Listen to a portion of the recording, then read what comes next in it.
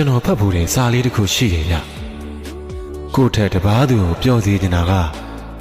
အချစ်စစ်တဲ့တကယ်ကိုသဘောကျတယ်လက်တွေ့လည်းကျင့်သုံးနေလေအဲ့ဒါကကိုတကယ်မျက်နှိုးရတဲ့သူတန်မိုးထားရတဲ့သူကိုပိုင်ဆိုင်ချင်တာပေါ့ဒါပေမဲ့ကိုပိုင်ဆိုင်ရဖို့တခုတည်းရဲ့အတွက်နဲ့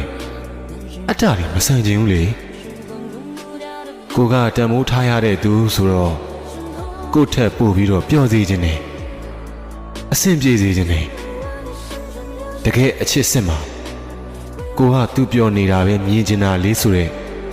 စကားစုလိုပေါ့ဗျာကိုကြောင့်လေးလံစီမဲ့အရာတွေကိုမပေးမိအောင်နေမယ်မုန်းကျက်လာခဲ့ရင်တော့ကိုပတ်တာကိုဖြည့်သိမ့်တက်လာမယ်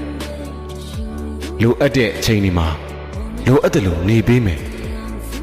တိတ်ဆိတ်ပြီးတော့ကွယ်ပြောက်ပေးရမယ်အချိန်ဒီမှာလဲ